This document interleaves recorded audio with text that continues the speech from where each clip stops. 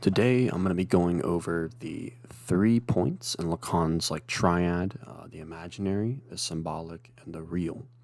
We're going to begin with the imaginary, as it is what Lacan began with in his 1953 to 1954 Seminar 1. So, Lacan thinks the imaginary are the images we perceive in the world. So, when we hear the word imaginary in English, we think of things that are like fake or make believe. Lacan isn't thinking about that. He's taking the root word image, right? So you have the word image and imaginary, so it's just like the system of images in the world.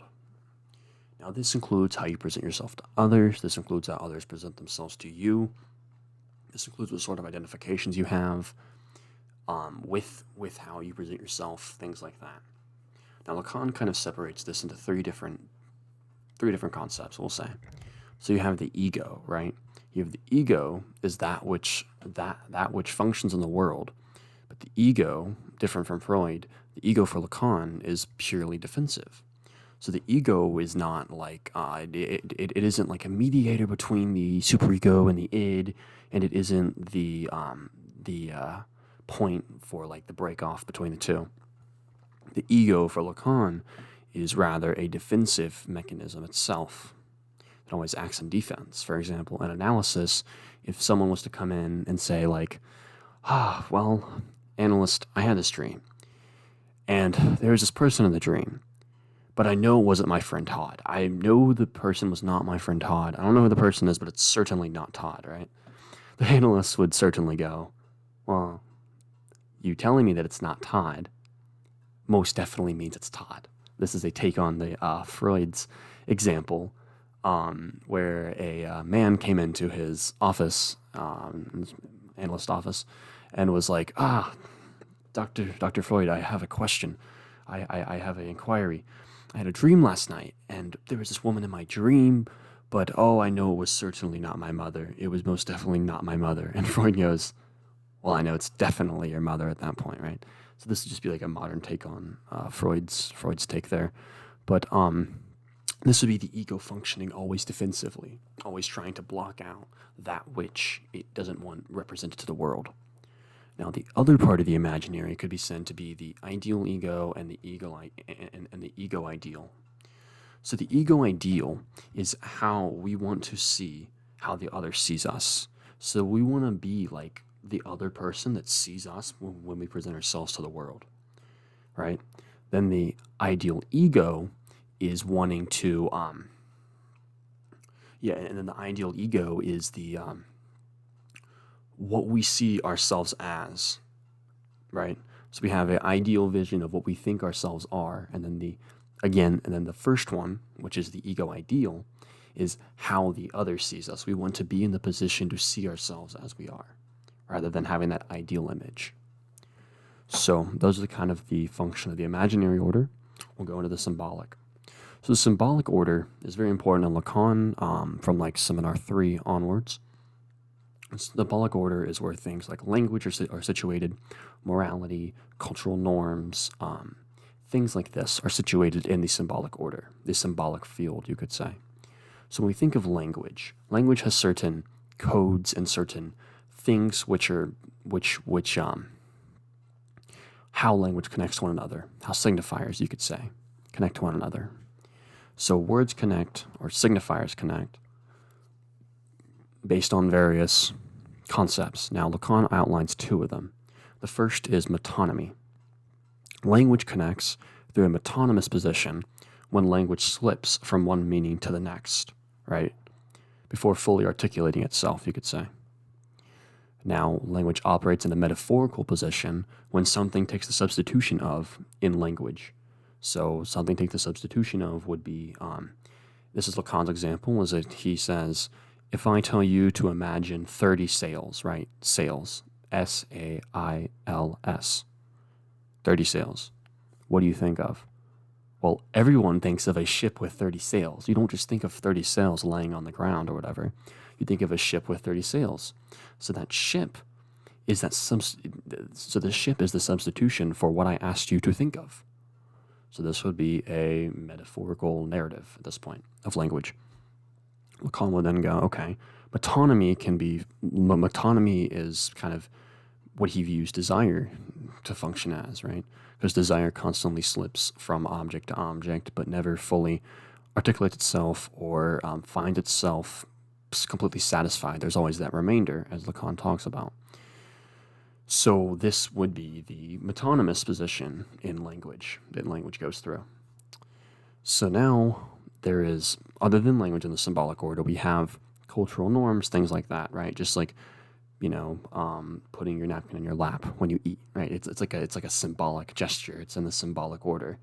It means like you're high class or some sense. There's some sort of symbolic gesturing to the other, this imagined thing which is watching you that you act for, right? You put your napkin in your lap to gesture to the other that you're high class, that you deserve to be able to eat at this fancy dinner or wherever you are. So this would be Lacan's concept, right? Within the symbolic order, there is always a gesturing to the other. Now, Lacan's gesturing, more exactly, is known as chevoir. Chevoir is a French word for what do you want from me? Well, not word, but French saying for what do you want from me? And that is what Lacan says that we call out to the other through this sort of acting, right? Again, we use language, and in using language, we are calling out to the other, asking for the meaning to be identified onto the language. In the case of cultural norms, we are calling out to the other to justify or notice us using those cultural norms and following those cultural norms. So this is that chevoir, as Lacan says, which is, again, what do you want from me? Well, every time we do an action, we are speaking to the other, what do you want from me? And in turn, we receive that message. The Lacan says that message is always incomplete because the other does not really exist. There is nothing which we are performing for. Rather, we are performing for the idea of something which we are performing for. I'll say it again. Lacan says that the other does not exist because in performing for the other, what we are really doing is we are performing as if there was a something that we can perform for. As such, we are performing for ourselves. That we identify a position of otherness to perform for. So that's why Lacan says, like, the other is an illusion, the other doesn't exist. These are various statements that he makes because of the reason I said. So that's all identified. The same would follow for like morality, right? Morality, cultural norms, kind of similar. So you would say that morality is a practice for the other. You are calling out, you are identifying, you are asking the other, chevoir, what do you want from me? This point of asking the other, again, receives messages, being like your desire. And this is, of course, not full because the other does not exist. What we could say for the Hegelian, I guess, dialectic, you would say that the other receives its power through its impotence, through its inability to be whole, to be full. Now, why is the other not full? Or rather, what escapes the other? Well, for this, we enter the real, the third thing I talked about at the beginning. Now, the real for Lacan is a concept which has evolved very much throughout his work. I don't need to go into a whole history of it, so we will just focus on sort of the view that he articulated in like the late 60s to like early 70s. So Lacan's view in the late 60s, early 70s is that the real is like that which escapes the symbolic order as an obstacle in itself to symbolic like totalization. So when you call out to the other, again, the other receive the message, right? Like you're high class, but there's always that remainder, right? There's always that, oh, I could be more high class if I instead of just putting my napkin in my lap, I did X, Y, Z also. This is again that remainder of desire, as Lacan calls the objet d'A, or object A in English. So this is that remainder of desire that Lacan talks about. So and that is situated in the real. It is that position of abyss, of a void, abyss, void, these things like that, where there is no form to the real. It is that which results from the remainder of the symbolic, of that which the symbolic cannot totalize. So we can identify some sort of examples of the real. We have already identified the objet d'A, as that which escapes the other, which the message that is left out from the other's message that it delivers back to you. We can also identify Lacan's statement of, Lacan has a famous statement that there is no sexual relationship. What Lacan means by this is that there is no universal rules for a relationship. Each relationship is actualized and practiced in different manners between different people.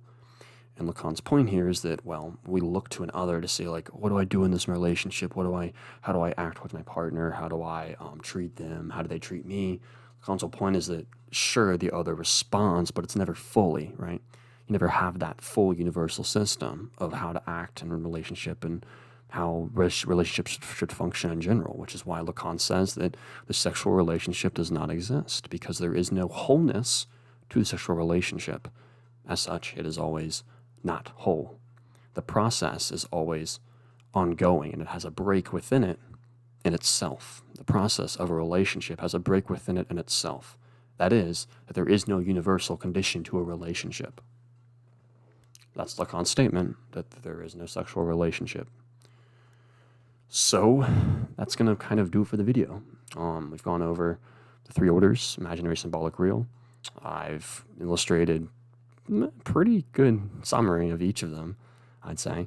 So that should be good for the video. I'm going to go over a quick summary again.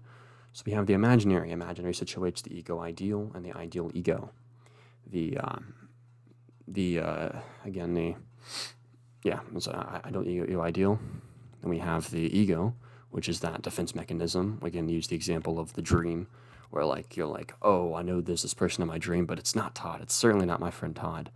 And the whole point is like, well, probably is Todd at that point, right? You deny something which has not been asserted, therefore causing attention to yourself as your unconscious speaks for you, basically. It would be the point that psychoanalysis would make when you do that. So then you have the second one, which is the symbolic. We have the cultural norms, morality, language, all of that. Again, it is a call out to the other, a gesture to the other, a che vois. What do you want from me? And the other responds, but not fully, right? The not fullness of the other is then what gives its power, or the impotence of the other is what give it its function or illusion of completeness. Then we have the real. We have that which resists the other, that which escapes symbolic totalization. We use the example of the objet da, which is, again, the object A, the irredeemable remainder of desire of what escapes the other. We use the example of Lacan says that there is no sexual relationship because there is no universal rules which govern relationships. There is only the relationship given for each scenario, which then people function in different ways.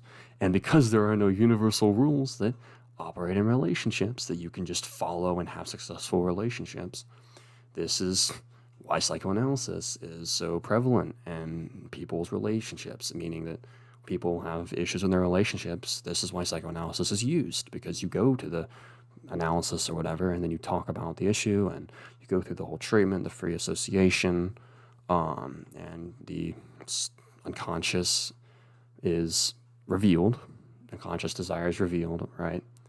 And then you reach end of analysis. So, that's going to have to do it for the video. I don't want to go too in-depth in Lacan, as this is supposed to be just sort of a explanation of the three orders.